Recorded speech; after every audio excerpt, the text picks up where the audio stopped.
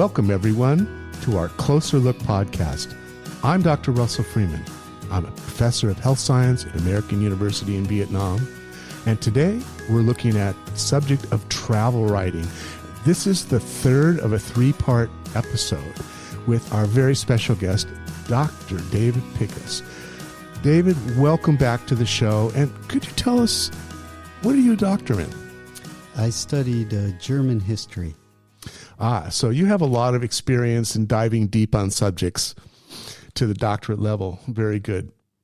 Well, in our last episode, we were talking about what it is that you learned and more about the actual trip down the Grand Canal that you took. Wow, I learned a lot of really interesting things from you. And one of them was about how you organized your experiences and that sort of stuff. But I left you with a burning question. It was kind of a selfish one. I'm not a very good writer.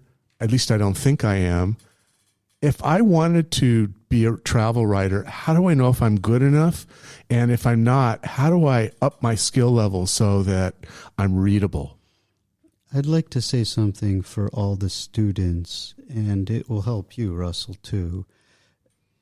Life isn't this kind of competition. Competition is useful if it leads to better self-development, but we don't need to get into a competition with other people about our writing. We need to up our skills and increase our capacity to express our key ideas. So the point is not so much whether you think you're a good writer or a bad writer or a middle writer. The point is, how do you go about beginning a work of travel writing, and what kind of skills do you need to carry it through? Let me make just two suggestions for the start. The first thing is this: everybody has memories and recollections about what they saw during the day. You can get in the habit of thinking about what you experienced in the day and writing down just how it made you felt. You're already on the way to writing some kind of travel journal. The second thing is this: theories are good things. Everybody can have a theory about what they're thinking. I don't mean a theory that you'll use on social media to criticize other people or prove you're right. I mean a theory that allows you to connect your thoughts one to another. So if you started to say, this is what I think about whatever it is you're looking at. It could be something in your own neighborhood. Once the theory becomes important to you, you'll find you want to add more to it and refine it more. And once again, you're on your way to writing. Okay, so maybe there's some hope for somebody like me. There's always hope. One of the things that I've always struggled with when writing anything other than a straight academic piece about something is what's called POV, which is point of view. Can you talk about POV or point of view as it pertains to your travel writing? Yes, and in this way, again, I just disagree with the social media emphasis on winning arguments and teaching other people that once and for all you got to listen to the way I see it. Point of view is never your own point of view. A good thing to do is, once you get interested in a subject, is read other people's point of view. When I was traveling on the road, I was also constantly reading Chinese things, foreign things, my own things about other civilizations. And the more I thought about other people's point of view, the more I said, well, I agree with this to some degree and I disagree with another way, but I had an internal conversation, and that internal conversation allows you to develop your own point of view. Okay. So where does someone start? If you love travel and you're curious about new places and you enjoy new experiences, is that enough to begin a venture of travel writing? I think so, and I have a kind of opposite negative thing to say, that is where you shouldn't start. Don't pick something really dangerous, really expensive, really outside of your own experience or skill set, because it won't be as fun and you might hurt yourself. Yeah, that's really good advice. I have another question along those lines, but there's one I want to ask you first, and that has to do with negative experiences. Because your point of view is always going to be sensitized by how you feel that day.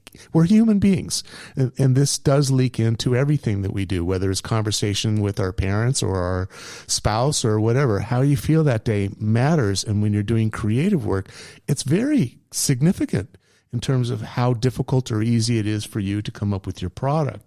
So how do you, if you're in a bad mood or you're sick or you have some travel issue, some bad thing that happened,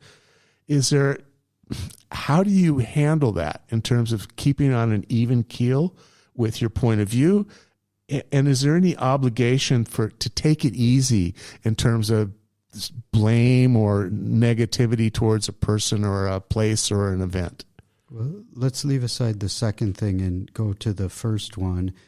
You don't need even, you need even out. If you're going to write anything, you should just keep into account that some days you won't be able to write as well, and other times you'll be able to write very well, but actually in the end you won't use it because there was something wrong with what you wrote. You always have to budget more time for writing things, and what will even out are good days and bad days. So sometimes you just simply have to work through it. When you write something, you put it down, the next day you continue. Do you read what you've already written before you start to write something new, or do you just get right to the blank parts of the page and fill it in? I've never felt that you need a fixed rule for those kinds of things. Sometimes I'll go back and read what I wrote carefully because it'll help me write what I'm doing next. Sometimes, no, I want to stay fresh. But in terms of your bigger questions about negative experience, if you think that negative experiences are absolutely unacceptable and you can't have them, you won't have fun writing it. It's like going camping and saying the weather has to be perfect, otherwise I won't do it. Well, then you can't go camping very well. If you think to yourself, I'll have good days and bad days, good experience and bad experience, and frankly, Russell, wasting time is just built in the process.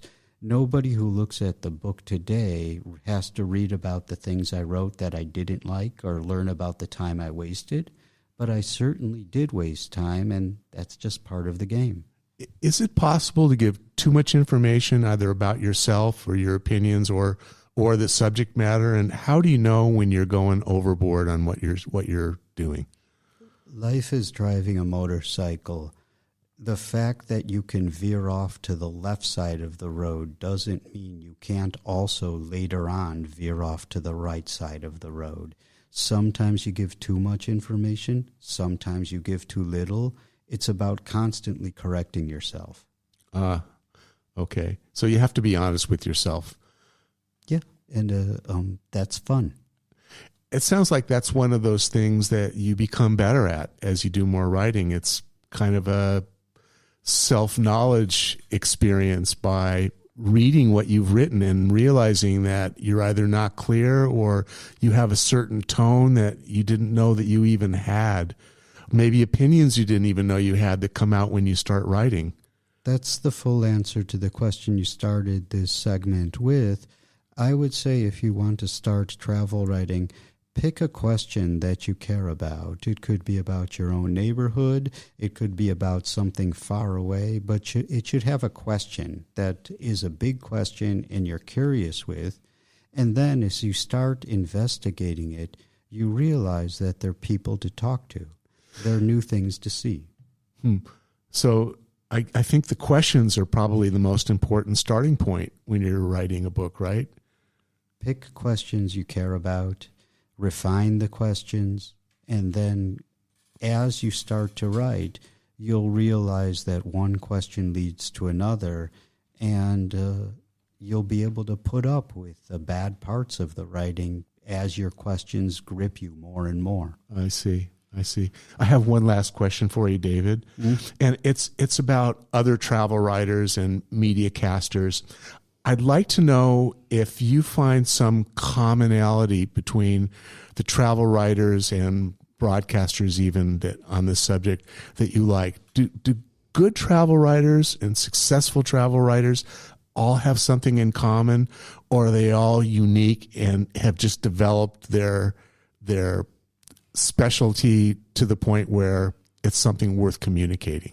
It's both. They're all unique in terms of what they say and how they say and who they are. There's no point in trying to be somebody else in the sense of copying them.